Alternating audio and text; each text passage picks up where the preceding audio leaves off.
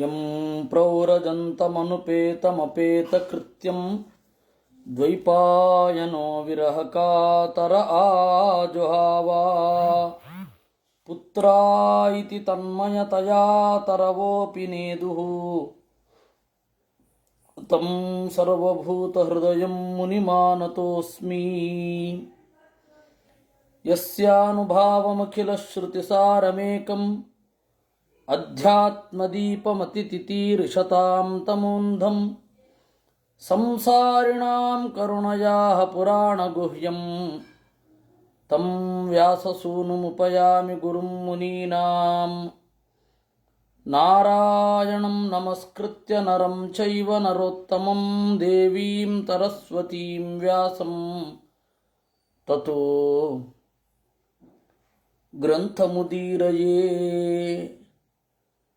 ಮಾತರ್ಮೇ ಮಾತರಿಶ್ವನ್ನ ಪಿತರತುಲಗುರೋ ಭ್ರಾತರಿಷ್ಟಾಪ್ತಬಂಧೋ ಸ್ವಾಮಿನ್ ಸರ್ವಾಂತರಾತ್ಮನ್ನ ಜರ ಜರಯಿತರ್ಜನ್ಮ ಮೃತ್ಯಾಮಯಾನಾಂ ಗೋವಿಂದೇ ದೇಹಿ ಭಕ್ತಿಂ ಭವತಿ ಚ ಭಗವನ್ನೂರ್ಜಿತಾಂ ನಿರ್ನಿಮಿತ್ತಾಂ ನಿರ್ವ್ಯಾಜಾಂ ನಿಶ್ಚಲಾಂ ಸದ್ಗುಣಗಣಬೃಹತೀಂ ಶಾಶ್ವತೀಂ ಆಶುದೇವಾ. ಹರಿ ಓಂ. ದೇವರು ಪ್ರಾಚೇತಸರಿಗೆ ಪ್ರತ್ಯಕ್ಷನಾಗಿ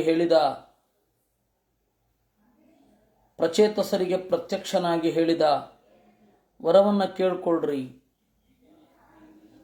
ನೀವು ನನ್ನನ್ನು ರುದ್ರಗೀತೆಯಿಂದ ಉಪಾಸನೆ ಮಾಡಿದಿರಿ.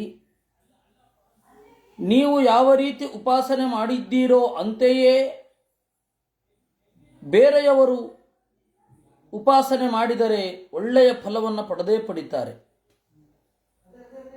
ನೀವು ಇಷ್ಟು ಜನ ಇದ್ದೀರಾ, 10 ಜನ, ಒಂದು ಚೂರು ಭಿನ್ನಾಭಿಪ್ರಾಯ ಇಲ್ಲ.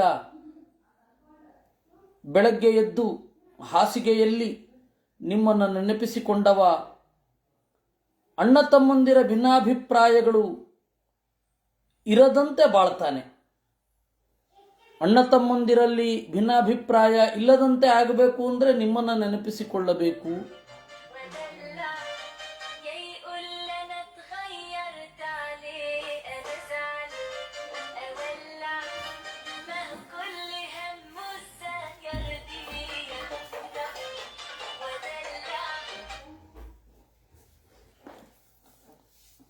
ಅಣ್ಣ ತಮ್ಮಂದಿರಲ್ಲಿ ಭಿನ್ನಾಭಿಪ್ರಾಯ ಇಲ್ಲದಂತೆ ಆಗಬೇಕು ಅಂತಂದರೆ ನಿಮ್ಮನ್ನು ನೆನಪಿಸಿಕೊಳ್ಳಬೇಕು. ನಿಮಗೆ ನಾನು ಕೊಡುವ ವರ ಏನು ಅಂದರೆ, ರುದ್ರಗೀತೆ ಯಾರು ಪಾರಾಯಣ ಮಾಡ್ತಾರೆ ಅವರಿಗೆ ಬೇಕಾಷ್ಟು ಪ್ರಜ್ಞೆಯನ್ನು ಕೊಡ್ತೇನೆ. ಬೇಕಂದ್ರೆ ಕಾಮನೆಗಳನ್ನು ಕೊಡ್ತೇನೆ. ಕಾಮನೆಗಳಿಗಿಂತ ಮಿಗಿಲಾಗಿ ಅವರಿಗೆ ಪ್ರಜ್ಞೆಯನ್ನು ನೀಡುತ್ತೇನೆ. ಇದು ದೇವರು ಕೊಟ್ಟ ವರ. ನೋಡಿ, ಅವರು ಪ್ರಶ್ನೆ ಕೇಳಿದ್ರು, ದೇವರ ಭಕ್ತರಾದವರು ಕೇವಲ ಪಾರಲೌಕಿಕವಾದ ಸಂಪತ್ತನ್ನು ಮಾತ್ರ ಪಡಿತಾರೋ, ಐಹಿಕವಾದ ಸಂಪತ್ತನ್ನು ಪಡಿತಾರೋ ಅಂತ. ಅದಕ್ಕೆ ಉತ್ತರ ಬಂತು, ಐಹಿಕವಾದ ಸಂಪತ್ತನ್ನೂ ಪಡಿತಾರೆ, ಪಾರಲೌಕಿಕವಾದ ಸಂಪತ್ತನ್ನೂ ಪಡಿತಾರೆ. ಯದ್ಯೂಯಂ ಪಿತುರಾದೇಶಂ ಅಗ್ರಹಿಷ್ಟ ಮುದಾನ್ವಿತಾಃ ಅತೋವ ಉಷತಿ ಕೀರ್ತಿ ಲೋಕಾನ್ ಅನುಭವಿಷ್ಯತಿ. ಯಾವ ಕಾರಣದಿಂದ ತಂದೆಯ ಅಣತಿಯನ್ನ ಪಾಲನೆ ಮಾಡಲಿಕ್ಕಾಗಿ ತಪಸ್ಸು ಮಾಡ್ತಾ ಇದ್ದೀರಾ, ನಿಮ್ಮ ಕೀರ್ತಿ ಎಲ್ಲ ಕಡೆ ಹರಡುತ್ತೆ. ತಂದೆಗೆ ತಕ್ಕ ಮಕ್ಕಳು ಅಂತ. ಭವಿತಾ ವಿಶ್ರುತ ಪುತ್ರ ಅನವಮಃ ಬ್ರಹ್ಮಣೋ ಗುಣೈಃ ಯೇತಾಂ ಆತ್ಮವೀರ್ಯೇಣ ತ್ರಿಲೋಕೀಂ ಪೂರಯಿಷ್ಯತಿ. ಒಬ್ಬ ಒಳ್ಳೆ ಮಗ ಉಂಟಾಗ್ತಾನೆ. ಬ್ರಹ್ಮದೇವರಿಗೆ ಅನವಮ ಸದೃಶ, ಅದು ಅಧಿಕ ದೃಷ್ಟಾಂತ ಅನ್ನೋದನ್ನು ನೋಡಿದ್ದೇವೆ. ಅವನು ತನ್ನ ಸಂತತಿಯಿಂದ 3 ಲೋಕವನ್ನೇ ವ್ಯಾಪಿಸುತ್ತಾನೆ. ಕಂಡೋ ಪ್ರಮ್ಲೋಚಯ ಲಬ್ಧ ಕನ್ಯಾ ಕಮಲಲೋಚನ ತಾಂಚಾಪವಿದ್ಧಾಂ ಜಗೃಹು ಭೂರುಹ ನೃಪನಂದನಾಹ. ನಿಮಗೆ ಹೆಂಡತಿಯಾಗಿ ಬರುವವಳು ಮರಗಳ ಮಗಳು. ಅವಳ ಹೆಸರು ಪ್ರಮ್ಲೋಚ ಅಂತ. ಕಂಡು ಅಂತ ಒಬ್ಬ ಋಷಿ. ಆ ಕಂಡುವಿಗೆ ಒಬ್ಬಳು ಮಗಳು. ಅವಳು ಮಾರಿಷ ಅಂತ. ಅವಳ ತಪಸ್ಸನ್ನು ಕೆಡಿಸಬೇಕು ಅಂತ ಪ್ರಮ್ಲೋಚ ಅನ್ನುವವಳು ಬರ್ತಾಳೆ. ಆ ಪ್ರಮ್ಲೋಚೆ ಕಂಡುವಿನಿಂದ ಪಡೆದ ಬಸಿರನ್ನ ಎಲ್ಲ ಮರಗಳಿಗೆ ಚೆಲ್ಲುತ್ತಾಳೆ. ಮರಗಳು ತಮ್ಮ ತಮ್ಮ ಪರಾಗಗಳನ್ನು ಒಂದು ಕಡೆ ಸೇರಿಸಿ ಆ ಪರಾಗಗಳೆಲ್ಲ ಹೆಣ್ಣಿನ ಆಕಾರವನ್ನು ತಳೆಯುತ್ತವೆ. ಆ ತರಹದ ಮರಗಳ ಮಗಳು ಪ್ರಮ್ಲೋಚೆಯನ್ನ ನೀವು 10 ಜನ ಮದುವೆ ಆಗ್ತೀರ ನೋಡಿ. 10 ಜನ ಪ್ರಚೇತಸರು, ಒಬ್ಬಳೇ ಒಬ್ಬಳು ಮಾರಿಷ. 10 ಜನರನ್ನ ಒಬ್ಬಳು ಮದುವೆ ಆಗ್ತಾಳೆ. ದೇವರೇ ಹೇಳಿದ ಮೇಲೆ ಇನ್ನೇನು. ಅವಳಲ್ಲಿ ನಿಮಗೆ ಒಳ್ಳೆಯ ಮಗ ಹುಟ್ಟುತ್ತಾನೆ, ಸಂತತಿಯನ್ನ ಚೆನ್ನಾಗಿ ಮುಂದುವರಿಸ್ತಾನೆ. ಈ ಕಂಡು ಮತ್ತೆ ಪ್ರಮ್ಲೋಚೆಯರ ಕಥೆ ವಿಷ್ಣು ಪುರಾಣದಲ್ಲಿ ಬರುತ್ತೆ. ಅದನ್ನು ಸಂಕ್ಷಿಪ್ತವಾಗಿ ಹೇಳ್ತೇನೆ. ಕಂಡುವಿನ ತಪಸ್ಸನ್ನು ಕೆಡಿಸಬೇಕು ಅಂತ ಹೇಳಿ ಪ್ರಮ್ಲೋಚ ಅನ್ನುವ ಅಪ್ಸರೆಯನ್ನ ದೇವತೆಗಳು ಕಳಿಸ್ತಾರೆ. ಆ ಪ್ರಮ್ಲೋಚ ಕಂಡುವಿನ ಬಳಿಗೆ ಬರ್ತಾಳೆ. ಇಬ್ಬರ ಬಾಳು ಒಟ್ಟಿಗೆ ಶುರು ಆಗುತ್ತೆ. ಪ್ರಮ್ಲೋಚೆಯನ್ನು ಕಂಡು ಮೋಹಗೊಂಡು ಕಂಡು ಅವಳ ಜೊತೆಗೆ ಇರ್ಲಿಕ್ಕೆ ಶುರು ಮಾಡ್ತಾನೆ. ಅವನಿಗೆ ಹಗಲು ರಾತ್ರಿಗಳ ವ್ಯತ್ಯಾಸವೇ ಗೊತ್ತಾಗ್ತಾ ಇರಲಿಲ್ಲ. ಆ ತರಹದ ಸಂಘ ವೈಭವ, ಸಂಘ ಸುಖ. ಎಷ್ಟೋ ವರ್ಷಗಳು ಕಳಿತು. ಎಷ್ಟು ವರ್ಷ ಕಳಿತು ಅಂತ ಹೇಳಿದ್ರೆ ಲೆಕ್ಕವೇ ಹೇಳಲಿಕ್ಕಾಗಲ್ಲ. ಒಂದು ದಿವಸ ಹೇಳಿದ ಅಂತೆ, ಇಷ್ಟು ಬೇಗ ಏನು ಹೋಗ್ತಾ ಇದ್ದೀ? ಬೆಳಗ್ಗೆ ಬಂದೆ ಅಷ್ಟೇ, ಸಂಜೆ ಹೊಟ್ಟೋಗ್ತಾ ಇದ್ದೀ, ಹೋಗಬೇಡ ಅಂತ. ಎಷ್ಟೋ 1000 ವರ್ಷಗಳಾದ ಮೇಲೆ ಸರಿ ಅಂತ ಅವಳು ಅಲ್ಲೇ ಇದ್ಲು. ಮತ್ತೆಷ್ಟೋ 1000 ವರ್ಷಗಳು ಕಳೀತು. ಒಮ್ಮೆ ಇದ್ದಕ್ಕಿದ್ದಾಗೆ ಲಘು ಬಗೆಯಿಂದ ದಡಬಡನೆ ಎದ್ದಂತೆ ಕಂಡು ಪ್ರಮ್ಲೋಚ ನಗ್ತಾ ಕೇಳಿದಳಂತೆ, ಯಾಕೆ ಹೇಳ್ತಾ ಇದ್ದೀ ಅಂತ. ಅದಕ್ಕೆ ಅವನು ಹೇಳಿದಂತೆ, ಸಂಜೆ ಸಂಧ್ಯಾವಂದನಕ್ಕೆ ತಡ ಆಗಿ ಹೋಯಿತು, ಅದರಿಂದಾಗಿ ದಡಬಡನೆ ಹೇಳ್ತಾ ಇದ್ದೇನೆ ಅಂತ. ನಕ್ಕದ್ಲಂತೆ ಅವಳು. ಎಷ್ಟೋ 1000 ವರ್ಷಗಳು ಕಳೆದು ಹೋಗಿದೆ ನೀನು ಜಪ ಮಾಡದೆ. ಎಷ್ಟೋ 1000 ವರ್ಷಗಳ ಹಿಂದಿನ ಪ್ರಾತಃ ಸಂಧ್ಯಾವಂದನೆಯನ್ನು ಮಾಡಿದವ, ಎಷ್ಟೋ 1000 ವರ್ಷಗಳ ನಂತರದ ಸಾಯಂ ಸಂಧ್ಯಾವಂದನೆ ಮಾಡ್ತಾ ಇದ್ದಿ ಅಂತ. ಆಗ ಅವನು ನಾಚಿಕೊಂಡ, ಸಿಟ್ಟು ಮಾಡಿಕೊಳ್ಳಿಲ್ಲ, ನಾಚಿಕೊಂಡ. ಛೇ, ಹೀಗಾಗಬಾರದಿತ್ತು ಅಂತ ಅಂದುಕೊಂಡ. ಅದರಂತೆ ತಪಸ್ಸಿಗೆ ಕೂತ.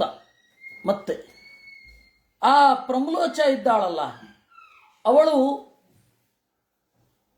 ತನ್ನ ಬಸಿರನ್ನ ಮರಗಳ ಜೊತೆಗೆ ಚೆಲ್ಲಿದಳು. ಮರಗಳ ಪರಾಗರೇಣು ಮತ್ತೆ ಇವಳ ಬಸಿರು ಒಟ್ಟಿಗೆ ಸೇರಿ ಒಂದು ಮಗುವಿಗೆ ಜನ್ಮ ಕೊಡಬೇಕು ಅಂತ ಸಂಕಲ್ಪ ಮಾಡಿದವು. ಆ ಪರಾಗಗಳೆಲ್ಲ ಹೆಣ್ಣಿನ ಆಕಾರವನ್ನು ತಳೆದವು. ಅವಳ ಹೆಸರು ಮಾರಿಷ ಅಂತ. ದೇವರಿಷ್ಟು ಮಾತ್ರ ಹೇಳೋದು. ಕಂಡುವಿಗೆ ಪ್ರಮ್ಲೋಚೆ ಇಂದ ಒಬ್ಬಳು ಮಗಳು ಹುಟ್ಟಿರ್ತಾಳೆ. ಅವಳನ್ನು ಮರಗಳು ಅಪವಿದ್ಧಾಂ, ಈ ಅಪ್ಸರೇಯರು ಅಷ್ಟೇ, ಅಪ್ಸರೇಯರಿಗೆಲ್ಲ ನಿರ್ದಯ ಅಂತ ಹೇಳ್ತಾರೆ. ಉರ್ವಶಿಗಂತೂ ನಿರ್ದಯ ವರ ಅಂತ. ದಯ ಇಲ್ಲದವರಲ್ಲಿ ಅಗ್ರಗಣ್ಯಳು.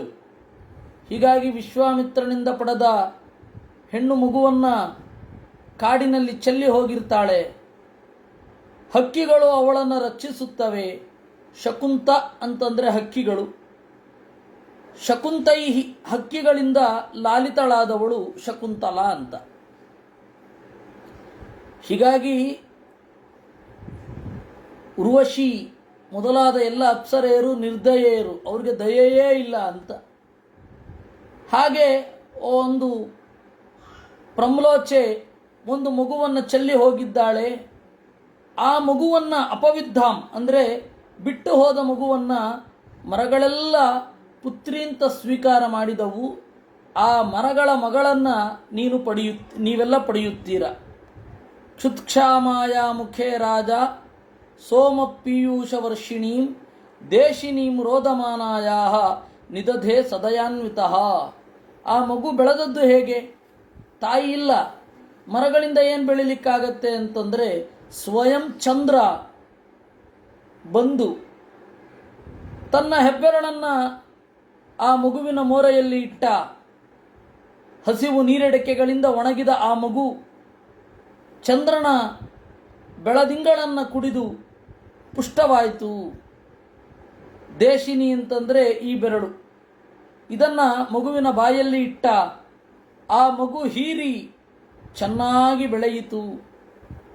ಪ್ರಜಾ ವಿಸರ್ಗ ಆದಿಷ್ಟಾ ಪಿತ್ರಾ ಮಾಂ ಅನುವರ್ತಿತಾ ತತ್ರ ಕನ್ಯಾಂ ವರಾರೋಹಾಂ ತಾಂ ಉದ್ವಹತ ಮಾಚಿರಂ. ನೀವು ತಂದೆಯ ಅಣತಿಯನ್ನು ಪಡೆಯಲಿಕ್ಕಾಗಿ ಬಂದಿರ್ತೀರ ಅಲ್ವಾ? ಮಕ್ಕಳ ಸಂತತಿಯನ್ನು ಮುಂದುವರಿಸಬೇಕು, ನಮ್ಮ ಸಂತತಿಯನ್ನು ಅಂತ ಅವನು ಬರ್ತಾನವನು. ತತ್ರ ಕನ್ಯಾಂ ವರಾರೋಹಾಂ ತಾಂ ಉದ್ವಹತ ಮಾಚಿರಂ. ಬೇಗ ನೀವು ಅವಳನ್ನು ಮದುವೆ ಆಗ್ರಿ.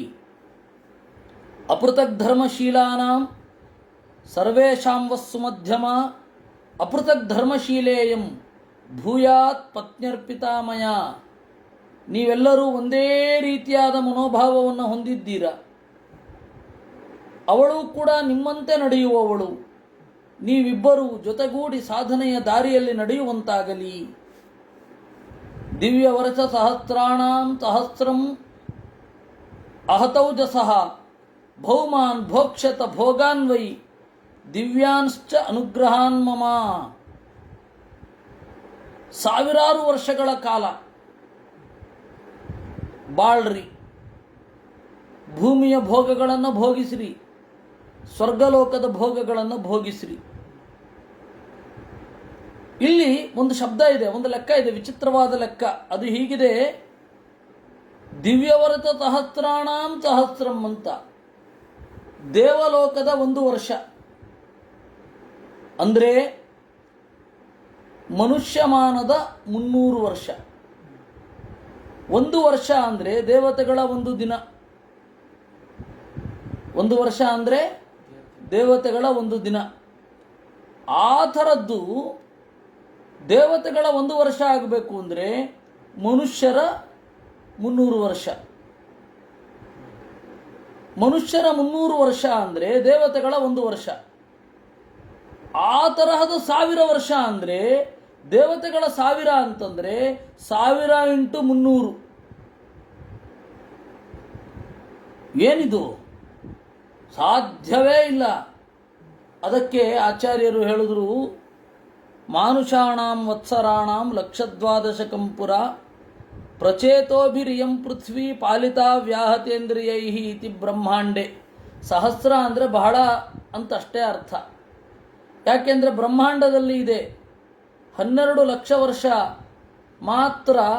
ಅಂದರೆ ಮನುಷ್ಯಮಾನದಲ್ಲೇ 12 ಲಕ್ಷ ವರ್ಷ ಅವರು ಬಾಳಿದ್ದು ಅಂತ.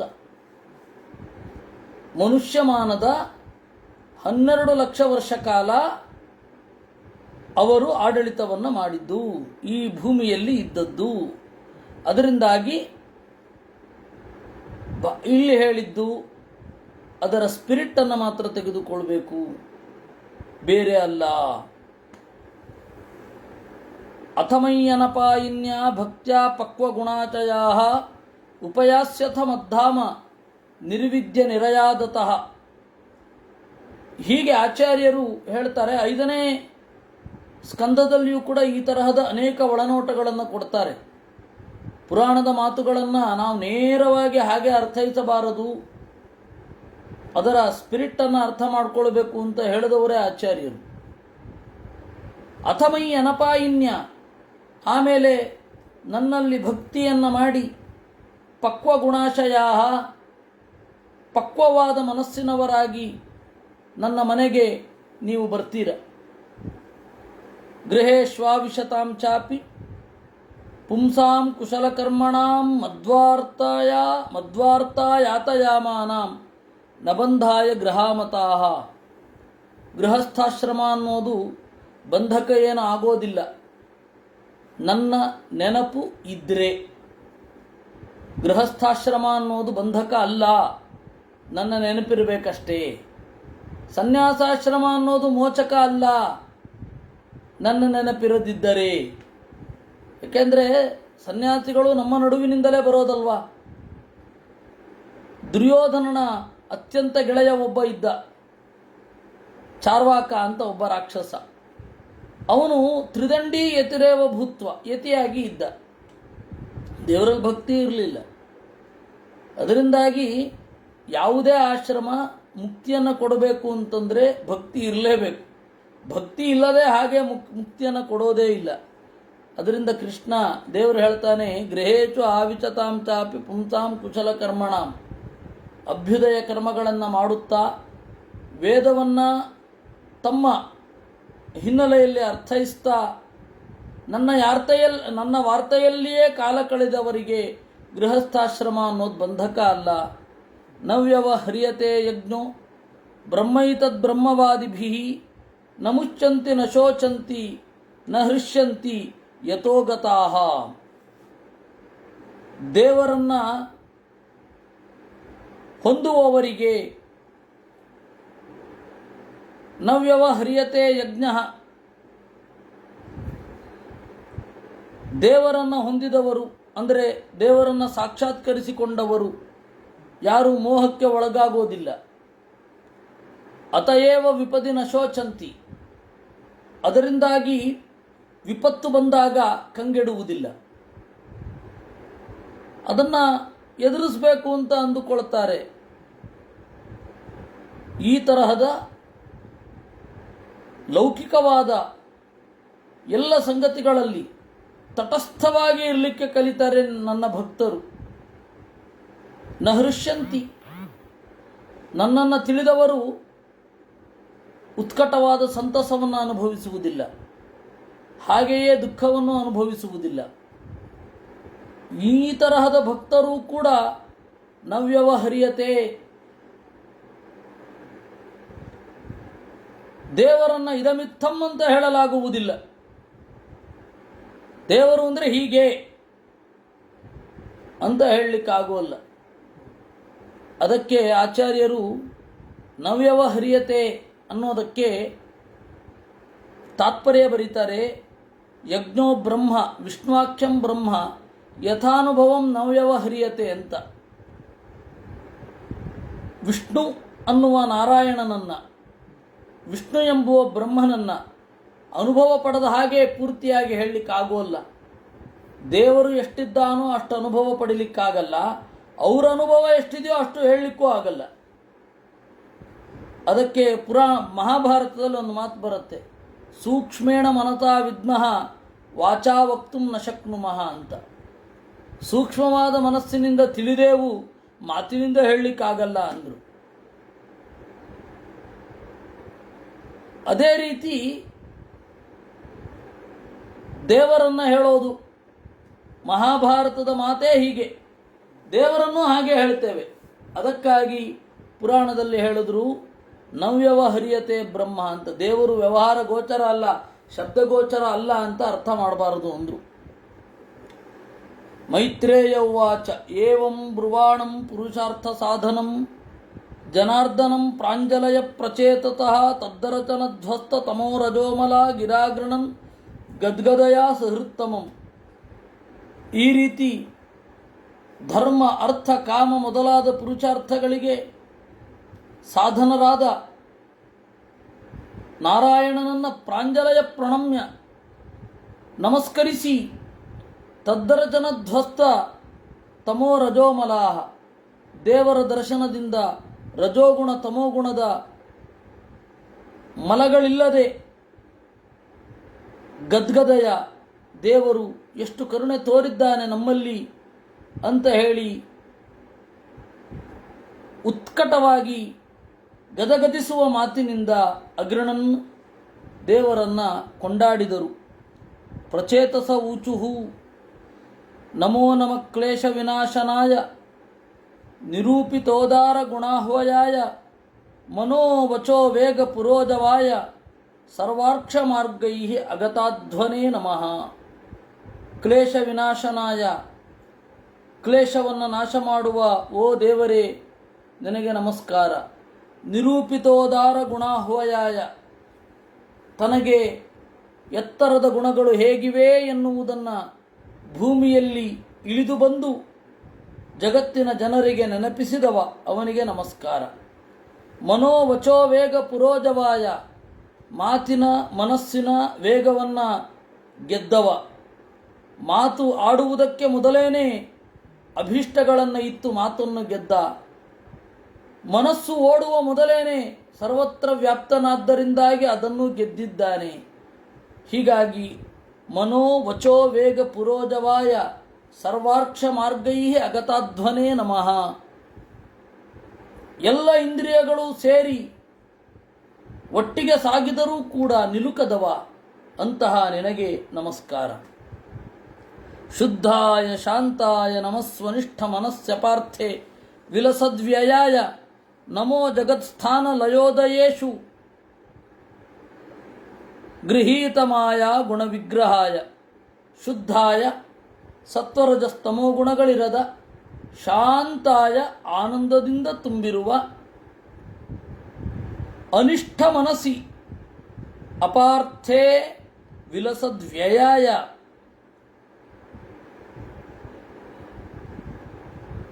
ದೇವರು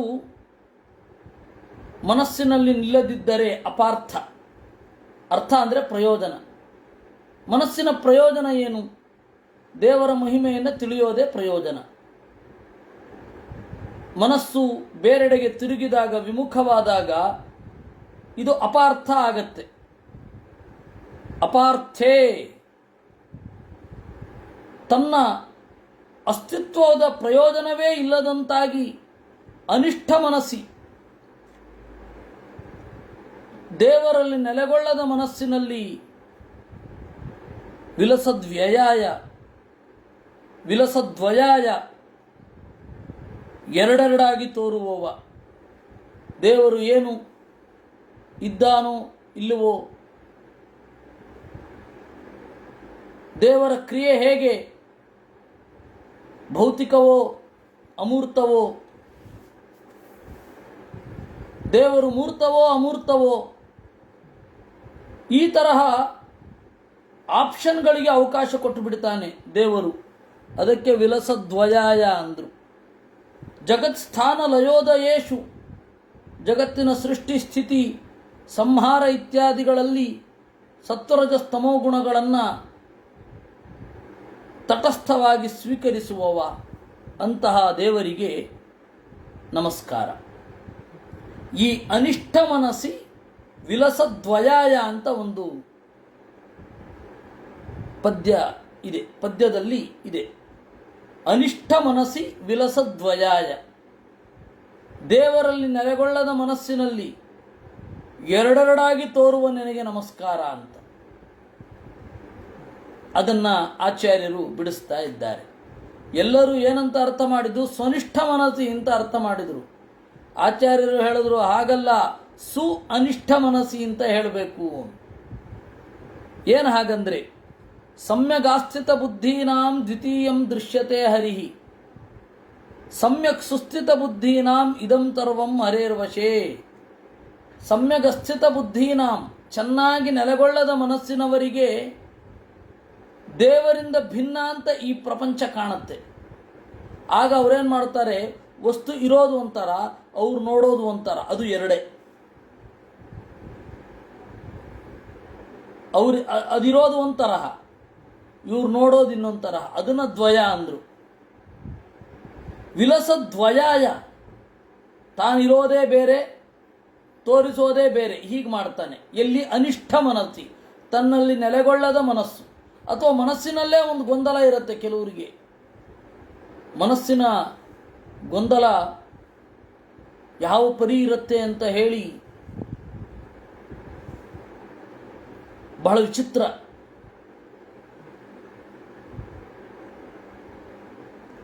ತಾವು ಯಾವುದೋ ಒಂದು ಸಬ್ಜೆಕ್ಟನ್ನು ಹಿಡಿದು ಅದರಲ್ಲಿಯೇ ತೊಡಗಿ ತೊಳಲಿ ಬಳಲಿ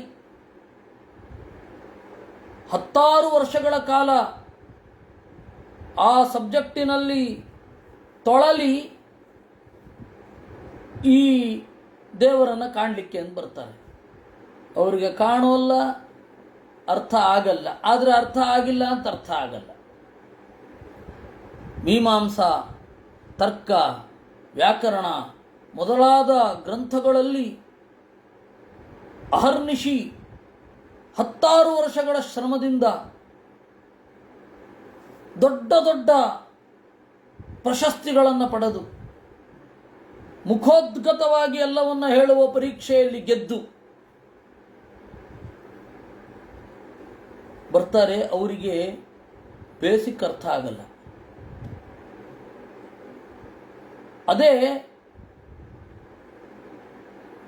ಕಾರ್ಪೊರೇಟ್ ಕ್ಷೇತ್ರದಲ್ಲಿ ಕೆಲಸದಲ್ಲಿದ್ದು ಅಥವಾ ಬೇರೆ ಯಾವುದೋ ಇವತ್ತಿನ ಜೀವನದಲ್ಲಿ ಅತ್ಯಗತ್ಯವಾದ ಬದುಕುಗಳನ್ನು ಮಾಡಿಕೊಂಡವರು ದೇವರನ್ನು ಅರ್ಥ ಮಾಡಿಕೊಳ್ಳುವ ಹಾಗೆ ಅವರು ಅರ್ಥ ಮಾಡಿಕೊಂಡಿರಲ್ಲ. ಯಾವುದ್ಯಾವುದೋ ಶಾಸ್ತ್ರವನ್ನು ಓದಿ ಆ ಶಾಸ್ತ್ರದ ಇನ್ಫ್ಲೂಯೆನ್ಸಿನಿಂದ ಬಂದವರು. ಯಾಕೆ ಅಂದರೆ ಅವ್ರ ಮನಸ್ಸು ನಿಷ್ಠವಾಗಿರಲ್ಲ, ಭಗವನ್ನಿಷ್ಠವಾಗಿರಲ್ಲ, ವೇದಾಂತ ನಿಷ್ಠವಾಗಿರಲ್ಲ. ಆದರೆ ಪಾಪ ಜನಸಾಮಾನ್ಯರು ಸಂಸ್ಕೃತ ಬಂದವರೆಲ್ಲರಿಗೂ ಕೂಡ ಅಧ್ಯಾತ್ಮಶಾಸ್ತ್ರ ಗೊತ್ತಿರುತ್ತೆ ಅಂತ ಅಂದುಕೊಂಡಿರ್ತಾರೆ. ಸಂಸ್ಕೃತ ಬೇರೆ, ವೇದಾಂತ ಬೇರೆ. ಸಂಸ್ಕೃತ ಬಂದವರೆಲ್ಲರೂ ಕೂಡ ವೇದಾಂತಿಗಳಾಗಿರಲ್ಲ. ಜನಸಾಮಾನ್ಯರಲ್ಲಿ ಸಂಸ್ಕೃತ ಬಂದರೆ ಜ್ಯೋತಿಷ ಬರಲೇಬೇಕು. ಜ್ಯೋತಿಷ ಬಿಟ್ಟು ಸಂಸ್ಕೃತದಲ್ಲಿ ಇನ್ನೇನಿದೆ ಅಂತ ತಿಳ್ಕೊಂಡವ್ರು ಒಂದು. ಇನ್ನೊಂದು ಅವಧಾನಿಗಳು, ತರ್ಕ ವಿದ್ವಾಂಸರು, ಇವರೆಲ್ಲರನ್ನ ನೋಡಿ ಅವರೆಲ್ಲರೂ ಕೂಡ ವೇದಾಂತಿಗಳೇ ಅಂತ ಅಂದುಕೊಂಡವ್ರು ಇನ್ನು ಕೆಲವರು ಕೇವಲ ಕವಿಗಳಿರ್ತಾರೆ, ಕೆಲವರು ಕೇವಲ ತಾರ್ಕಿಕರಿರ್ತಾರೆ, ಕೆಲವರು ಕೇವಲ ವೈಯಾಕರಣರಿರ್ತಾರೆ. ಅವ್ರನ್ನೆಲ್ಲ ವೇದಾಂತಿಗಳು ಅಂತ. ಸಂಸ್ಕೃತ ಬಂದಿದೆ ಅಂದರೆ ಇವನು ಅಧ್ಯಾತ್ಮದಲ್ಲಿ ರತನಾಗಿರಲೇಬೇಕು ಅಂತ ಜನ ಸಂಸ್ಕೃತ ಮತ್ತು ಅಧ್ಯಾತ್ಮಕ್ಕೆ ಆ ರೀತಿ ಥಳುಕು ಹಾಕಿಬಿಟ್ಟಿರ್ತಾರೆ. ಆದರೆ ಭಾಗವತ ಹೇಳಿತು, ಅನಿಷ್ಠ ಮನಸ್ಸಿ, ದೇವರಲ್ಲಿ ವೇದಾಂತದಲ್ಲಿ ನೆಲೆಗೊಳ್ಳದ ಬುದ್ಧಿಯವರಿಗೆ ವಿಲಸದ್ವಯಾಯ, ಅವರ ಮನಸ್ಸಿನಲ್ಲಿ ಹಲವಾರು ರೀತಿ ಕಾಣ್ತಾನೆ ದೇವರು. ದ್ವಯ ಅಂದರೆ ಆಪ್ಷನಲ್, ಅದೋ ಇದೋ ಹಾಗೋ ಹೀಗೋ ಅಂತ ಹೇಳಿ ಗೊಂದಲಗೆಡುವಂತೆ ದೇವರು ಮಾಡ್ತಾನೆ. ಇದು ಇದರ ಅರ್ಥ. ಸಂಸ್ಕೃತವನ್ನು ಓದಿ, ಜೀವಮಾನ ಇಡೀ ಸಂಸ್ಕೃತ ಓದಿ ಭಾಗವತವನ್ನು ಓದದ ದುರದೃಷ್ಟಶಾಲಿಗಳು ಇರ್ತಾರೆ ಅನ್ನೋದು ನಿಮ್ಮ ಗಮನಕ್ಕೆ ಇರಲಿ. ಇದು ಹೇಳೋದರ ಉದ್ದೇಶ ಏನು ಗೊತ್ತಾ? ಹೀಗೊಂದಿದೆ ಅನ್ನೋದು ಗೊತ್ತಾಗಲಿ ಅಂತಷ್ಟೆ, ಬೇರೇನೂ ಅಲ್ಲ. ಯಾಕೆಂದರೆ ಜೀವನ ಇಡೀ ಸಂಸ್ಕೃತದಲ್ಲಿ ಬಂದು ಮಹಾಭಾರತವನ್ನು ಓದ್ದೆ ಸತ್ತೋಗಿರ್ತಾರೆ, ಭಾಗವತವನ್ನು ಓದ್ದೆ ಸತ್ತೋಗಿರ್ತಾರೆ, ರಾಮಾಯಣವನ್ನು ನೋಡದೆ ಸತ್ತೋಗಿರ್ತಾರೆ. ಅಯ್ಯೋ ಪಾಪವೇ ಅಂತ ಅನ್ಬೇಕಲ್ವೇ? ಹೊರಗಡೆ ವಲಯದಲ್ಲಿ ಕೆಲಸ ಮಾಡುವವರು ಸಂಸ್ಕೃತ ಪ್ರವೇಶವೇ ಮಾಡಿಲ್ಲ. ಹೀಗಾಗಿ ಅಂತಹ ನಿರ್ಭಾಗ್ಯರಲ್ಲ ಅವರು. ಆದರೆ ಈ ಸಂಸ್ಕೃತದಲ್ಲಿಯೇ ತೊಡಗಿ ಶಾಸ್ತ್ರದಲ್ಲಿ ನೆಲೆಗೊಂಡಿದ್ದೇವೆ ಅಂತ ಹೇಳಿಕೊಂಡು ಅದಕ್ಕೆ ಅವಕಾಶ ಇದ್ದು ಇದ್ಯಾವುದನ್ನು ನೋಡದೆ ಸಾಯುವವರ ದೌರ್ಭಾಗ್ಯ ಏನು ಅನ್ನೋದು ನಿಮ್ಮ ಗಮನಕ್ಕೆ ಇರಲಿ. ಅದರಿಂದ ಅನಿಷ್ಠ ಮನಸ್ಸಿ ವಿಲಸದ್ವಯಾಯ ಅಂದರು. ವೇದಾಂತದಲ್ಲಿ ದೇವರಲ್ಲಿ ನೆಲೆಗೊಳ್ಳದ ಮನಸ್ಸಿನವರಿಗೆ ಎರಡೆರಡಾಗಿ ತೋರುವವ, ಒಂದು ಇರೋ ರೀತಿ ಇನ್ನೊಂದು ಇಲ್ಲದೆ ಇರೋ ರೀತಿ. ಇನ್ನು ಗೃಹೀತ ಮಾಯಾ ಗುಣವಿಗ್ರಹಾಯ ಅಂತ ಒಂದು ಶಬ್ದ ಇದೆ. ಪ್ರಚೇತಸರ ಸ್ತೋತ್ರದಲ್ಲಿ ಹೀಗೊಂದು ಗೃಹೀತ ಮಾಯಾ ಗುಣವಿಗ್ರಹಾಯ, ಪ್ರಕೃತಿಯ ಗುಣವನ್ನು ದೇಹವಾಗಿ ತೆಗೆದುಕೊಂಡವ. ಅದಕ್ಕೆ ಹೇಳಿದ್ರು ನಿತ್ಯಂ ಗೃಹೀತ ಸತ್ವಾದ್ಯ ವಿಗ್ರಹಾಶ್ಚ ತ್ರಯ ಸದಾ ಜ್ಞಾನಾನಂದಾತ್ಮಕಸ್ತೇತು ವಿಗ್ರಹ ನಿರ್ಗುಣಾಸ್ತಥಾ. ದೇವರು ಆ ಸತ್ವರಜಸ್ತಮೋ ಗುಣಗಳಲ್ಲಿ ಸನ್ನಿಹಿತನಾಗಿದ್ದಾನೆ ಅಂತ ಅಷ್ಟೇ ಅರ್ಥವೇ ವಿನಃ ಈ ಸತ್ವರಜಸ್ತಮೋ ಗುಣಗಳು ದೇವರ ದೇಹ ಅಂತ ಅಲ್ಲ. ದ್ವೌ ತತ್ರ ಬ್ರಹ್ಮರುದ್ರಸ್ಥೌ ಏಕೋ ವೈಕುಂಠಧಾಮಗಃ ಇತಿ ಪ್ರವೃತ್ತಿ ಸಂಜ್ಞಾಯಾಮ್ ಪ್ರವೃತ್ತಿ ಸಂಹಿತಾಯಾಮ್. ಇದಕ್ಕಿನ್ನೊಂದು ಅರ್ಥ ಇದೆ. ರಜೋಗುಣದಿಂದ ಕೆಲಸವನ್ನು ಮಾಡುವ ಬ್ರಹ್ಮದೇವರ ಒಳಗಡೆ ಇರುವ ಬ್ರಹ್ಮ ಅನ್ನುವ ದೇವರು ಬ್ರಹ್ಮ ಇದ್ದಾನೆ. ನಾಲ್ಮುಖ ಬ್ರಹ್ಮ ರಜೋಗುಣದ ಮೂಲಕ ಜಗತ್ತಿನ ಸೃಷ್ಟಿ ಮಾಡ್ತಾನೆ. ಸದಾಶಿವ ತಮೋಗುಣದ ಮೂಲಕ ಜಗತ್ತಿನ ಸಂಹಾರ ಮಾಡ್ತಾನೆ. ಇವರಲ್ಲಿ ದೇವರು ನೆಲೆಗೊಂಡಿರ್ತಾನೆ. ಇನ್ನು ಸ್ವಯಂ ನಾರಾಯಣನಾಗಿ ಸತ್ವಗುಣದಿಂದ ಜ್ಞಾನವನ್ನು ನೀಡುವ ಮೂಲಕ ಪಾಲನೆ ಮಾಡ್ತಾನೆ. ಈ ಹಿನ್ನೆಲೆಯಲ್ಲಿ ಗೃಹೀತ ಮಾಯಾ ಗುಣ ವಿಗ್ರಹಾಯ ಅಂತ ಹೇಳಿದ್ದು ಬೇರೆ ಅಲ್ಲ. ದೇವರು ಸತ್ವರಜಸ್ತಮೋ ಗುಣವನ್ನು ತನ್ನ ದೇಹವಾಗಿ ಸ್ವೀಕರಿಸ್ತಾನೆ ಅಂತ ಅರ್ಥ ಮಾಡಬೇಡಿ ಎಂದರು ಆಚಾರ್ಯರು. ಹೀಗಾಗಿ ಇಲ್ಲಿ ಎರಡು ಪದಗಳಿಗೆ ಅರ್ಥ ಹೇಳಿದರು. ಅನಿಷ್ಠ ಮನಸ್ಸಿ ಅಪಾರ್ಥೆ ವಿಲಸದ್ವಯಾಯ ಅನ್ನೋದು ಒಂದು, ಇನ್ನೊಂದು ಗೃಹೀತ ಮಾಯಾ ಗುಣ ವಿಗ್ರಹಾಯ ಅನ್ನೋದು ಇನ್ನೊಂದು. ಈಗ ಈ ಶ್ಲೋಕದ ಮೂಲವನ್ನು ನೋಡೋಣ, ಮೂಲದ ಪ್ರಕಾರ ಅರ್ಥವನ್ನು ನೋಡೋಣ. ಶುದ್ಧಾಯ ಕೊಳೆಯಿರದ, ಶಾಂತಾಯ ಆನಂದದಿಂದ ತುಂಬಿರುವ, ಅಪಾರ್ಥೆ ತನ್ನ ಅಸ್ತಿತ್ವದ ಉದ್ದೇಶವೂ ಇರದ ಅನಿಷ್ಠ ಮನಸ್ಸಿ, ವೇದಾಂತದಲ್ಲಿ ದೇವರಲ್ಲಿ ನೆಲೆಗೊಳ್ಳದ ಮನಸ್ಸಿನಲ್ಲಿ ವಿಲಸದ್ವಯಾಯ ಭ್ರಾಂತಿಯನ್ನು ತುಂಬುವ, ಜಗತ್ತಿನ ಸೃಷ್ಟಿ ಸ್ಥಿತಿ ಲಯಗಳಲ್ಲಿ ಬ್ರಹ್ಮ ರುದ್ರ ವಿಷ್ಣು ಎಂಬ ದೇಹವನ್ನು ಸ್ವೀಕರಿಸಿ ಜಗತ್ತಿನ ಕಜ್ಜವನ್ನು ನಡೆಸುವ ದೇವರಿಗೆ ದೊಡ್ಡ ನಮಸ್ಕಾರ. ನಮೋ ವಿಶುದ್ಧ ಸತ್ವಾಯ ಹರಯೇ ಹರಿಮೇಧಸೆ ವಾಸುದೇವಾಯ ಕೃಷ್ಣಾಯ ಪ್ರಭವೇ ಸರ್ವಸಾತ್ವತಾಂ. ವಿಶುದ್ಧ ಸತ್ವಾಯ, ಸತ್ವ ಅಂತ ಹೇಳಿದ್ರೆ ಗುಣಗಳ ಮೊತ್ತ. ದೇವರ ಗುಣಗಳಲ್ಲಿ ಒಂದು ಚೂರು ಕೊಳೆ ಇಲ್ಲ. ಇವಾಗ ಜ್ಞಾನ ಅನ್ನುವ ಗುಣ, ಅದರಲ್ಲಿ ಅಸ್ವಾತಂತ್ರ್ಯ ಮೊದಲಾದ ಕೊಳೆಗಳಿಲ್ಲ. ಸತ್ವ ಅಂದ್ರೇ ಗುಣ, ಗುಣದಲ್ಲಿ ಕೊಳೆ ಅಂದ್ರೆ ಏನು? ಇವಾಗ ನಮ್ಮದು ಸೌಂದರ್ಯ ಅಂತ ಒಂದು ಗುಣ ಇರುತ್ತೆ ಅಂತ ಇಟ್ಕೊಳ್ಳೋಣ. ಆ ಸೌಂದರ್ಯ ಅಂತನ್ನುವ ಗುಣದಲ್ಲಿ ಯೌವನ ಆದಮೇಲೆ ಆ ಸೌಂದರ್ಯ ಮುಕ್ಕಾಗತ್ತೆ. ಅನಿತ್ಯತ್ವ ಅಂತನ್ನುವ ಗುಣ ಸೌಂದರ್ಯದಲ್ಲಿ ಬರುತ್ತೆ. ವೇಗ ಅನ್ನುವ ಗುಣ ಇದೆ ಅಂತ ಇಟ್ಕೊಳ್ಳೋಣ, ವೇಗವಾಗಿ ಹೋಗ್ತಾ ಇರ್ತೇವೆ. ಮುದಿತನ ಬಂತು, ಅನಿತ್ಯತ್ವ ಅನ್ನುವ ಗುಣ ಬಂತು. ಅನಿತ್ಯತ್ವ. ಅಥವಾ ಯಾರೋ ಒಬ್ಬ ಪೆಟ್ಟು ಕೊಡ್ತಾನೆ ಕಾಲಿಗೆ, ಆಗ ಓಡ್ಲಿಕ್ಕಾಗಲ್ಲ, ಅಸ್ವಾತಂತ್ರ್ಯ ಅನ್ನುವ ಗುಣ ಬಂತು. ನಮಗಿಂತ ಚಿಕ್ಕವರ ಮೇಲಿನ ಪ್ರೀತಿಯಿಂದ ನಿಧಾನಕ್ಕೆ ಓಡಿದೆವು, ಪರವಶತ್ವ ಅನ್ನುವ ಗುಣ ಬಂತು. ಹೀಗೆ ನಮ್ಮ ಗುಣಗಳಲ್ಲಿ ಒಂದೊಂದು ದೋಷಗಳಿರ್ತವೆ. ದೇವರ ಗುಣಗಳಲ್ಲಿ ಆ ತರಹದ ದೋಷ ಇರೋದಿಲ್ಲ. ಅದಕ್ಕೆ ವಿಶುದ್ಧ ಸತ್ವಾಯ. ಸತ್ವ ಅಂದರೆ ಗುಣ, ಗುಣಗಳ ಮೊತ್ತ. ದೇವರ ಗುಣಗಳಲ್ಲಿ ಶುದ್ಧತೆ ಅಂದರೆ ಈ ತರಹದ ಸಮಸ್ಯೆಗಳಿರೋದಿಲ್ಲ. ಹರಯೇ, ಹರಣಾತ್ ಸಂಸಾರವನ್ನು ಹರಣ ಮಾಡುವವ. ಇನ್ನು ಹರಿಮೇಧಸೆ, ದೇವರು ಹರಣ ಸಂಸಾರವನ್ನು ಪರಿಹಾರ ಮಾಡ್ತಾನೆ. ಜ್ಞಾನರೂಪ ಮೇಧಸ್, ಮೇಧ ಅಂತಂದರೆ ಜ್ಞಾನ. ಮೇಧಾವಿಂದ್ರೆ ಗೊತ್ತಾಯ್ತಲ್ಲ. ಆಮೇಲೆ ಮೇಯಲು ಧಾವಿಸುವವ ಅಂತ ಅರ್ಥ ಮಾಡಬೇಡಿ, ಆಯ್ತಾ? ಮೇಧತೆ ಅಂತ ಹೇಳಿದ್ರೆ ನಾನು ಆ ವಿಚಾರದಲ್ಲಿ ದೊಡ್ಡ ಮೇಧಾವಿ, ಮೇಯಲು ಧಾವಿಸುವವ. ಹರಿಮೇಧತೆ ಅಂತಂದರೆ, ಹರಿ ಅಂತಂದರೆ ಸಂಸಾರವನ್ನು ಪರಿಹಾರ ಮಾಡುವವ, ಆದ್ದರಿಂದಾಗಿ ಹರಿ. ಮೇಧಸ್ ಅಂತಂದರೆ ಜ್ಞಾನರೂಪ, ಮೇಧಸೆ ಅಂತಂದರೆ ಜ್ಞಾನರೂಪನಾದವ.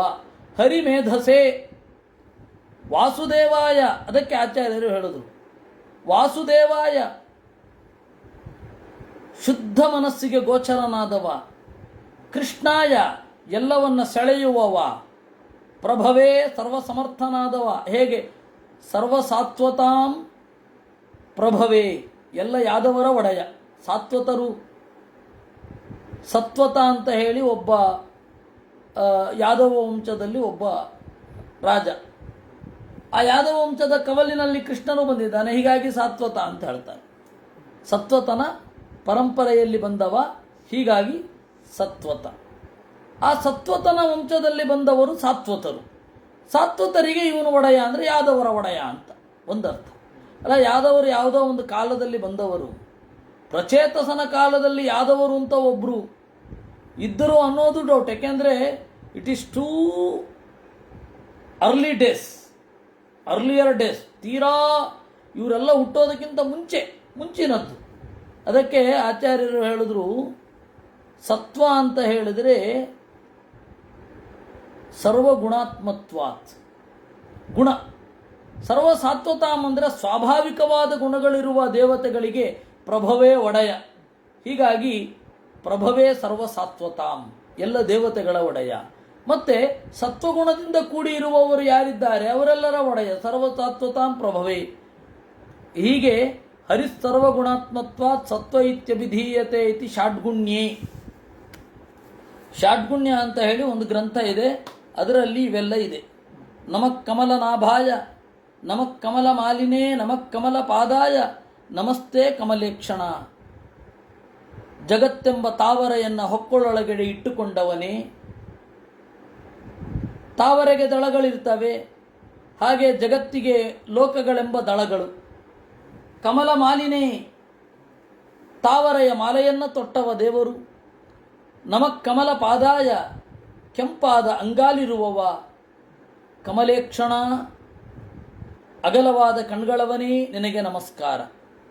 ನಮಃ ಕಮಲ ಕಿಂಜಲ್ಕ ಪಿಶಂಗಾಮಲವಾತತೆ ಸರ್ವಭೂತ ನಿವಾತಾಯ, ನಮೋ ಯುಂಕ್ಷ್ಮಹಿ ಸಾಕ್ಷಿಣೇ. ನಮಃ ಕಮಲ ಕಿಂಜಲ್ಕ ಪಿಶಂಗ ಅಮಲವಾಸಸೆ. ತಾವರೆಯ ಕೇಸರದಂತೆ ಚಿನ್ನದ ಬಣ್ಣದ ಮಿಸುನಿ ಬಣ್ಣದ ಪಟ್ಟೆಯವ, ಅಂದರೆ ಪೀತಾಂಬರ ಅಂತ. ಮಿಸುನಿ ಅಂದರೆ ಕನ್ನಡದಲ್ಲಿ ಚಿನ್ನ ಅಂತ. ಮಿಸುನಿ ಬಣ್ಣದ ಪಟ್ಟೆಯವ ಅಂದರೆ ಪೀತಾಂಬರ.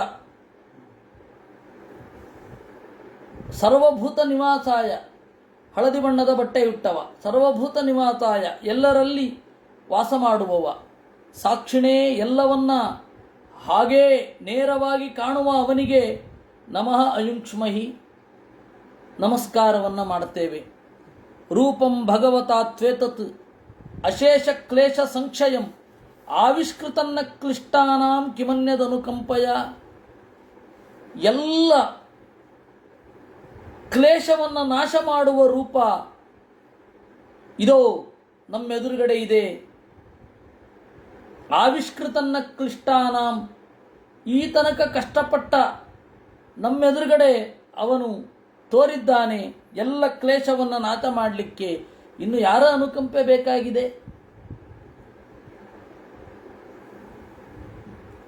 ಏತಾವದೇವ ವಿಭುಭಿಃ ಭಾವ್ಯಂ ದೀನೇಶು ವತ್ಸಲೈಃ ಯದನು ಸ್ಮರ್ಯತೆ ಕಾಲೇ ಸ್ವಬುದ್ಧ್ಯಾ ಅಭದ್ರ ರಂಧನ. ದೀನೇಶು ವತ್ಸಲೈಃ, ಯಾರು ದುಃಖಿತರೋ ಅವರಲ್ಲಿ ದಯೆದೋರುವವರಲ್ಲಿ ಈ ಒಂದು ಗುಣ ಇರುತ್ತೆ. ದೇವರನ್ನು ನೆನಪಿಸಿಕೋ ಅಂತ ಅವರು ಹೇಳ್ತಾರೆ. ಇನ್ನೇನು ಮಾಡಲಿಕ್ಕಾಗತ್ತೆ? ಅಭದ್ರ ರಂಧನ, ಅಭದ್ರವನ್ನೆಲ್ಲ ನಾಶ ಮಾಡುವವನೇ. ಏನಾವೈಚಿಃ ಭೂತಾನಾಂ ಕ್ಷುಲ್ಲಕಾನಾಮಪಿ ಹಿತಂ ಯೋಂತರಹಿತೋಂತರ ಹೃದಯೇ ಕಸ್ಮಾನ್ನೋ ವೇದನಾಶಿಚಃ. ಜೀವರ ಅತ್ಯಂತ ಕ್ಷುಲ್ಲಕವಾದ ನಡೆಗಳನ್ನು, ಬಯಕೆಗಳನ್ನು ಮಿಂಚಿ ಹೋದವುಗಳನ್ನು ಮುಂದೆ ಬರುವವುಗಳನ್ನು ತಿಳಿದವ. ನಿನಗೆ ನಮ್ಮ ಹೃದಯದಲ್ಲಿ ಇರತಕ್ಕಂಥದ್ದು ಗೊತ್ತಾಗದಿಲ್ವೇನು? ಗೊತ್ತಾಗತ್ತೆ. ಅಸಾವೇವ ವರೋಸ್ಮಾಕಮೀಪ್ಸಿತೋ ಜಗತಾಂಪತೆ ಪ್ರಸನ್ನೋ ಭಗವಾನೇತಾಂ ಅಪವರ್ಗ ಗುರುರ್ಗತಿ. ನಾವು ಕೇಳುವ ವರ ಏನು? ಏನೂ ಇಲ್ಲ. ಕಾಣಿಸಿಕೊಂಡಿಲ್ಲ, ಸಾಕಪ್ಪ, ಇನ್ನೇನು ವರ ಬೇಡ. ವರಂ ವೃಣೀಮಹೇ ಥಾಪಿ ನಾಥತ್ವತ್ ಪರತಃಪರಾತ್ ನಶ್ಯಂತಸ್ತ್ವದ್ವಿಭೂತೀನಾಂ ಯೋನಂತ ಇತಿ ಗೀಯತೆ. ಆದರೂ ನೀನು ಹೇಳಿದೆ, ಆಜ್ಞೆ ಮಾಡಿದೆ ಅಂತ ವರವನ್ನು ಕೇಳುತ್ತೇವೆ. ನೀನು ಅನಂತ. ತ್ವದ್ವಿಭೂತೀನಾಂ ಅಂತಃ ನಹಿ. ನಿನ್ನ ರೂಪಗಳಿಗೆ ಅಂತವೇ ಇಲ್ಲ, ಅದರಿಂದ ನೀನು ಅನಂತ. ಪಾರಿಜಾತೇಂಜಸಾ ಲಬ್ಧೆ ಸಾರಂಗೋನ್ಯನ್ನ ಸೇವತೆ ತ್ವದಂಗ್ರಿ ಮೂಲಮಾಸಾದ್ಯ ಸಾಕ್ಷಾತ್ ಕಿಂಕಿಂ ವೃಣೀಮಹೇ. ಪಾರಿಜಾತ ಸಿಕ್ಕರೆ ದುಂಬಿ ಬೇರೆ ಕಡೆ ಹೋಗುವುದೇ ಇಲ್ಲ. ಆ ರೀತಿ ನಿನ್ನ ಅಡಿದಾವರೆಗಳು ಸಿಕ್ಕರೆ ಬೇರೇನು ಬೇಡವೇ ಬೇಡ, ಬೇರೆ ಹುಡುಕೋದೇ ಇಲ್ಲ. ಯಾವತ್ತೇ ಮಾಯೆಯ ಸ್ಪೃಷ್ಟ ಭ್ರಮಾಮ ಇಹ ಕರ್ಮಭಿಃ ತಾವದ್ಭವತ್ ಪ್ರಸಂಗಾನಾಂ ಸಂಗಸ್ಯಾನ್ನೋ ಭವೇ ಭವೇ. ಎಲ್ಲಿಯ ತನಕ ನಾವು ಈ ಸಂಸಾರದಲ್ಲಿ ತೊಡಗಿ ಪ್ರಾಕೃತಿಕವಾದ ದೇಹವನ್ನು ಪಡೆಯುತ್ತೇವೋ ಅಲ್ಲಿಯ ತನಕ ನಿನ್ನ ಪ್ರಸಂಗಗಳು ನಿರಂತರವಾಗಿ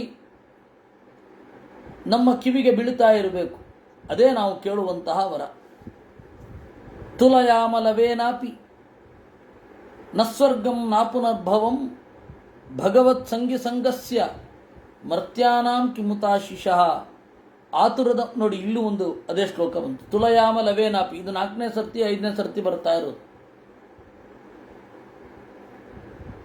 ಸ್ವರ್ಗವನ್ನಾಗಲಿ ಆತುರದ ಮುಕ್ತಿಯನ್ನಾಗಲಿ ನಾವು ಪರಿಗಣಿಸುವುದಿಲ್ಲ. ಅದಕ್ಕೂ ಮಿಗಿಲಾದ ಸಜ್ಜನರ ಸಂಘವನ್ನು ನಾವು ಬಯಸ್ತೇವೆ. ಯತ್ರೇಡ್ಯಂತೆ ಕಥಾಮೃಷ್ಟಾಸ್ತೃಷ್ಣಾಯ ಪ್ರಶಮೋಯತಃ ನಿರ್ವೈರಂ ಯತ್ರ ಭೂತೇಷು ನೋದ್ವೇಗೋ ಯತ್ರ ಕಶ್ಚನ. ಯಾವ ಭಗವದ್ಭಕ್ತರ ಸಂಘದಲ್ಲಿ ಶುದ್ಧವಾದ ಗುಣಗಳ ಅನಾವರಣ ಮಾಡುವ ಕಥೆಗಳು ಸಾಗುತ್ತವೋ, ಯಾವ ಭಗವದ್ಭಕ್ತರ ಪ್ರಸಂಗದಲ್ಲಿ ಇರುವಾಗ ಆಸೆಗಳೆಲ್ಲ ತೃಣಕ್ಕೆ ಸಮಾನವಾಗಿ ತೋರ್ತದೋ, ಯಾರಲ್ಲಿಯೂ ವೈರ ಬರೋದಿಲ್ವೋ, ಉದ್ವೇಗ ಇರೋದಿಲ್ವೋ, ಅಂತಹ ಭಗವದ್ಭಕ್ತರ ಸಂಘವನ್ನು ಕೊಡು. ಯತ್ರ ನಾರಾಯಣ ಸಾಕ್ಷಾತ್ ಭಗವಾನ್ ನ್ಯಾಸಿನಾಂ ಗತಿ ಪ್ರಸ್ತೂಯತೆ ಸತ್ಕಥಾಸು ಮುಕ್ತಸಂಗೈ ಪುನಃ ಪುನಃ. ಎಲ್ಲಿ ನ್ಯಾಸಿನಾಂ ಗತಿ, ಎಲ್ಲ ಯತಿಗಳ ಗತಿಯಾದ ಭಗವಾನ್ ನಾರಾಯಣ ಪದೇ ಪದೇ ಪ್ರಸ್ತುತನಾಗ್ತಾನೋ ಅಂತಹ ಭಗವದ್ಭಕ್ತರ ಸಂಘವನ್ನು ಕೊಡು. ತೇಷಾಂ ವಿಚರತಾಂ ಪದ್ಭ್ಯಾಂ ತೀರ್ಥಾನಾಂ ಪಾವನೇಚ್ಛಯ ಭೀತಸ್ಯ ಕಿನ್ನರೋಚೇತ ತಾವಕಾನಾಂ ಸಮಾಗಮಃ. ನಿನ್ನ ಭೌಮವಾದ ಅಂದರೆ ಭೂಮಿಯಲ್ಲಿ ತೋರುವ ರೂಪಗಳನ್ನು ಮಹಿಮೆಗಳನ್ನು ಹುಡುಕಿಕೊಂಡು ಕಾಲ್ನಡೆಯಿಂದ ನಿನ್ನ ಕ್ಷೇತ್ರಗಳಿಗೆ ಹೋಗಿ ತಿರುಗುವ ಭಕ್ತರ ಸಂಘವನ್ನು ನಮಗೆ ಕೊಡು. ಇನ್ನೇನು ಬೇಕು? ವಯಂತು ಸಾಕ್ಷಾತ್ ಭಗವತ್ ಪ್ರಿಯಸ್ಯ ಸಕ್ಷು ಕ್ಷಣಸಂಗಮೇನ ಸುದುಶ್ಚಿಕಿತ್ಸಸ್ಯ ಭವಸ್ಯ ಮೃತ್ಯೋಃ ಭಿಷಕ್ತಮಂ ತ್ವಾದ್ಯ ಗತಿಂ ಗತಾಸ್ಮಃ. ನಾವು ಭಗವತ್ ಪ್ರಿಯಸ್ಯ ಸಕ್ಷು ಕ್ಷಣಸಂಗಮೇನ, ಭಗವಂತನಿಗೆ ಪ್ರಿಯರಾದವರು, ಅವರಿಗೆ ಪ್ರಿಯರಾದ ಅವರ ಗೆಳೆಯ. ದಾಸರ ಮನೆಯ ದಾಸಾನುದಾಸ ಅಂತ ಹೇಳ್ತಾರಲ್ಲ, ಹಾಗೆ ಭಗವಂತನಿಗೆ ಪ್ರಿಯರಾದ ಗೆಳೆಯರು, ಅವರು ಗೆಳೆಯರು, ಅವರ ಕ್ಷಣಸಂಗಮದಿಂದ ನಾವು ಧನ್ಯರಾಗ್ತೇವೆ. ನೀನು ದೊಡ್ಡ ಚಿಕಿತ್ಸಕ. ಭಿಷಕ್ತಮಂ, ಭಿಷಕ್ ಅಂತಂದರೆ ವೈದ್ಯ, ಭಿಷಕ್ತಮಂ ವೈದ್ಯತಮ ನೀನು. ಅಂತಹ ನಿನ್ನನ್ನು ಮೊರೆ ಹೊಕ್ಕುತ್ತೇವೆ. ಎನ್ನ ಸ್ವಧೀತಂ ಗುರವ ಪ್ರಸಾದಿತ ವಿಪ್ರಾಶ್ಚ ವೃದ್ಧಾಶ್ಚ ಸದಾನುವೃತ್ಯ ಆರ್ಯ ಅನಾಥ ಸುಹೃದೋ ಭ್ರಾತರಶ್ಚ ಸರ್ವಾಣಿ ಭೂತಾನಿ ಅನಸೂಯೈವ. ನಾವು ಚೆನ್ನಾಗಿ ಅಧ್ಯಯನ ಮಾಡಿದ್ರೆ, ಗುರುಗಳು ನಮ್ಮಿಂದ ಯಾವತ್ತಾದರೂ ಒಮ್ಮೆ ಪ್ರಸನ್ನರಾಗಿದ್ದರೆ, ಬ್ರಾಹ್ಮಣರು ಸಂತಸಗೊಂಡಿದ್ದರೆ, ನಮ್ಮ ಸೇವೆಯಿಂದ ದೊಡ್ಡವರು ತೃಪ್ತರಾಗಿದ್ದರೆ,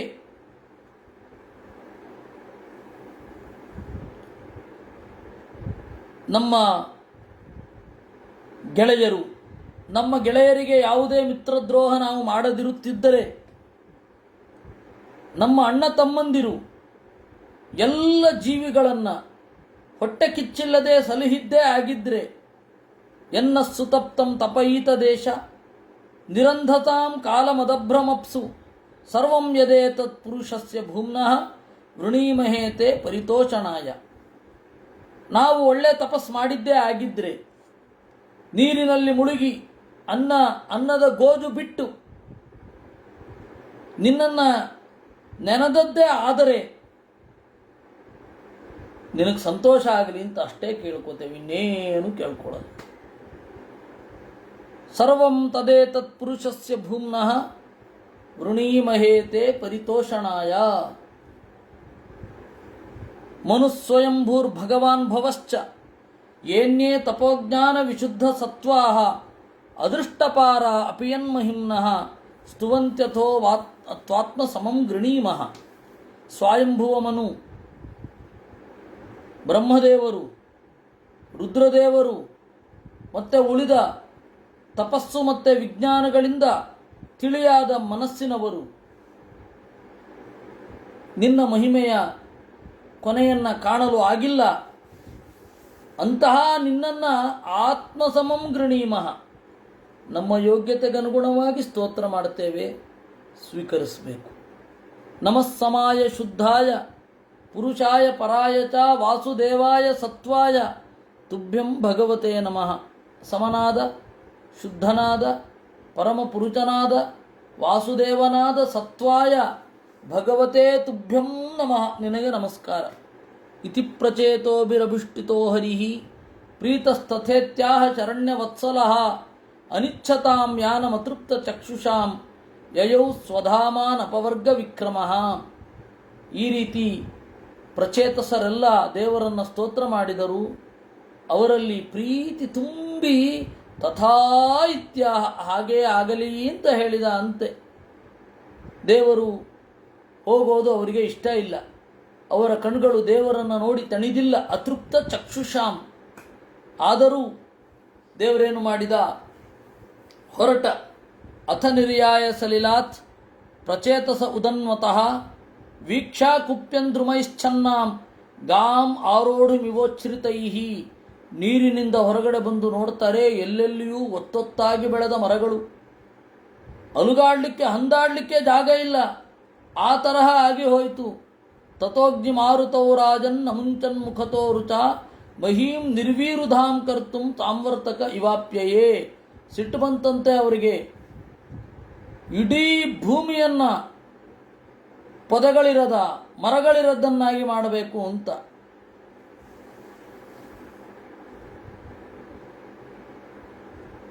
ದಿಲೀಪ್ ರತ್ನಾಕರ್ ಅವರ ಪ್ರಶ್ನೆ, ಬ್ರಹ್ಮಪಾರ ಸ್ತೋತ್ರದಲ್ಲೂ ಪ್ರಾಚೇತತರ ಉಲ್ಲೇಖ ಬರುತ್ತೆ ಅಂತ. ನಾನು ಅವಾಗ ಒಂದು ಮಾತು ಹೇಳಿದೆ, ಪ್ರಮ್ಲೋಚಯ ಕಥೆ ವಿಷ್ಣು ಪುರಾಣದಲ್ಲಿ ಬರುತ್ತೆ ಅಂತ. ಅಲ್ಲಿಯೇ ಈ ಬ್ರಹ್ಮಪಾರ ಸ್ತೋತ್ರ ಬರುತ್ತೆ. ಪಾರಂ ಪರಂ ವಿಷ್ಣು ರಣಂತ ಪಾರಹ ಪರಪ್ಪರಾಣಾಮಪಿ ಪಾರ ಪಾರಹ ಅಂತ ಅಲ್ಲಿ ಅದು ಬರುತ್ತೆ. ಅದನ್ನು ನಾವು ವಿಷ್ಣು ಪುರಾಣದಲ್ಲಿ ಸ್ವಲ್ಪ ನೋಡಿದ್ವಿ. ಅಲ್ಲಿಗೆ ಕರೆಕ್ಟ್ ನಿಂತುಬಿಟ್ಟಿದೆ.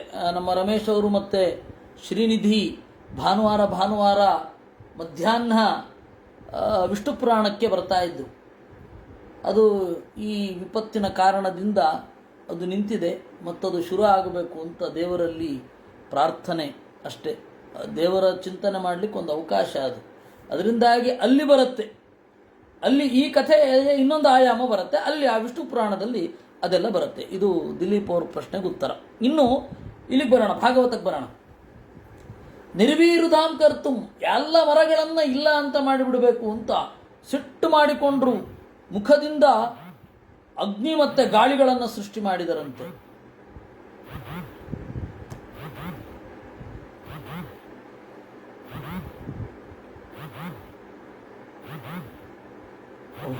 ಗುರುಪ್ರಸಾದ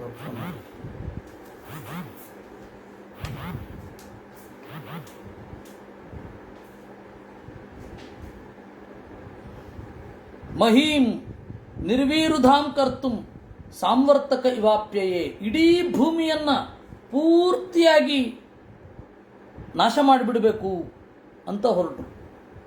ಭಸ್ಮಸಾತ್ ಕ್ರಿಯಮಾಣಾನ್ಸ್ತಾನ್ ದ್ರುಮಾನ್ ವೀಕ್ಷ್ಯ ಪಿತಾಮಹ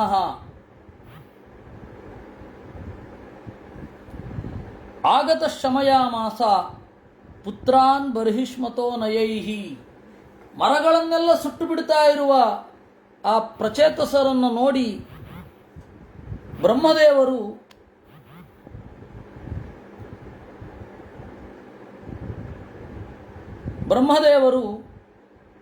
ಸಮಾಧಾನ ಮಾಡಿದರು. ತತ್ರಾವಶಿಷ್ಟ ಯೇ ವೃಕ್ಷ ಭೀತಾ ದುಹಿತರಂ ತದಾ ಆಜಹೃಸ್ತೆ ಪ್ರಚೇತೋಭ್ಯ ಉಪದಿಷ್ಟಾ ಸ್ವಯಂಭುವ.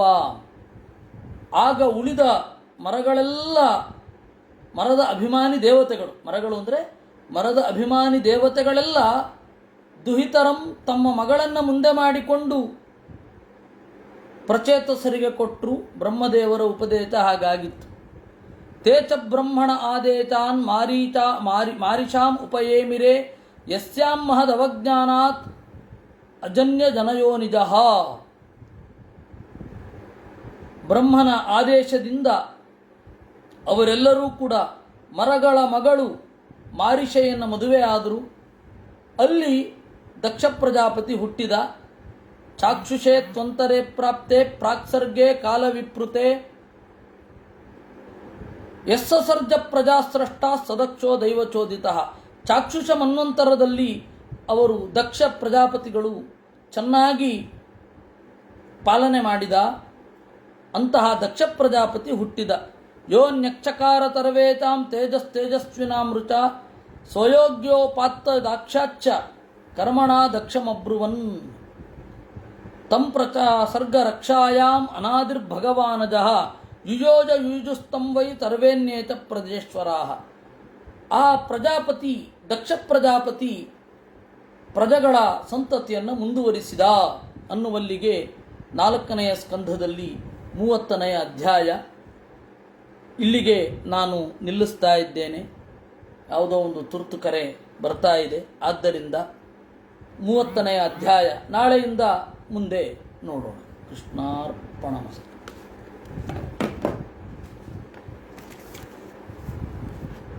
ಅನೇನ ಭಾವೇತ್ ಪುಣ್ಯಂ ತದಾಪ್ನೋತು ಪಿತಾ ಮಮ.